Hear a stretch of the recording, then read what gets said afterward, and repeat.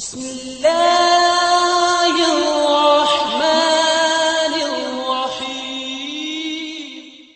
شفیق صاحب کا کراچی سے مصور پوچھتے ہیں قربانی کا جانور خریدنے کے بعد گھر لاتے ہوئے گاڑی کے اندر پچھلی ٹانگ زخمی ہو گئی ہے، اب وہ صرف کھڑا ہونے کے قابل ہے، چل نہیں پا رہا، ایسے جانور کی قربانی کے متعلق کیا حکم ہے؟ اگر اس کی جگہ دوسرا جانور قربان کرنا ہو تو پہلے کو فروخت کر کے اس کی قیمت میں مزید رقم کا اضافہ کر کے دوسرا جانور خریدا جا سکتا ہے یا نہیں؟ اگر اس کو صدقے کی نیت سے ذبح کر دیا جائے تو اس کا گوشت خود کھا سکتے ہیں یا نہیں؟ جانور لاتے ہوئے اگر زخمی ہو گیا اور اتنا لنگڑا ہو گیا کہ چلنے کے قابل بھی نہیں رہا وہ، تو اس کی قربانی جائز نہیں ہے۔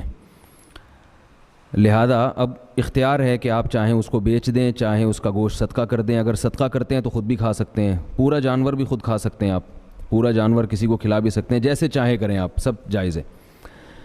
البتہ بیچنے کی صورت میں اگر آپ نے اس جانور کو بیچ دیا تو نیا جانور جب آپ لیں گے تو آپ کو جو اس میں نفع ہوا ہے، یعنی جانور آپ یا تو اتنی ہی قیمت کا لیں جتنا میں آپ نے پہلا جانور بیچا ہے، اور اگر آپ اس سے کم قیمت پہ نیا جانور لیتے ہیں تو اضافی جو آپ کو نفع ہوا ہے وہ نفع آپ کو صدقہ کرنا پڑے گا۔ یہ جو میں نے حکم بیان کیا یہ مالدار آدمی کا ہے، یعنی اس آدمی کا حکم ہے جس پر قربانی واجب تھی، اور ایک غریب آدمی ہے جس پر قربانی واجب نہیں تھی، وہ اگر جانور لا رہا ہے اور جانور کی ٹانگ ٹوٹ گئی اور اتنی جانور زخمی ہو گیا کہ اب چلنے کے قابل نہیں ہے، تو غریب آدمی اسی جانور کو بھی قربان کر سکتا ہے۔ تو یہ مسئلہ ہے کہ جانور لاتے ہوئے اس میں کوئی ایسا عیب پیدا ہو گیا، لیکن یہ یاد رکھیے کہ اگر جانور کو ذبح کرنے کے دوران کوئی عیب پیدا ہو گیا،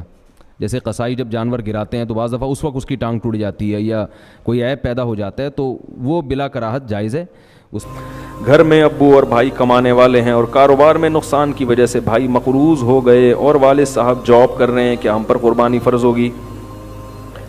بھائی قربانی ہر ایک پر اس کے نصاب کے حساب سے ہوتی ہے۔ ابا مالدار ہیں تو ابا پر ہے، آپ پر نہیں ہے، آپ مالدار ہیں تو آپ پر ہے، ابا پر نہیں ہے۔ تو آپ کی اگر اتنی ارننگ ہے کہ قربانی کے 3 دنوں میں 40-50 ہزار روپے آپ کے پاس ہوں اور آپ پر قرضہ بھی نہ ہو، گیس بجلی کا بل بھی نہ ہو، اور جو راشن ماہانہ آتا ہے، جیسے پہلی تاریخ کو یعنی فرض کریں کہ پہلی تاریخ ہے اور بقرعید آ گئی، 40 ہزار پڑے، لیکن ابھی راشن گھر کا آئے گا، تو بکرا لاؤ گے تو پھر راشن کون لے کر آئے گا؟ ٹھیک ہے نا؟ تو پھر وہ راشن کے پیسے بھی جو بنیادی خرچے ہوتے ہیں وہ نکال کے 40 ہزار یعنی 52.5 تولہ چاندی تقریباً 40 ہزار کی اتنے بچ رہے ہیں، تو پھر قربانی واجب ہے، ورنہ واجب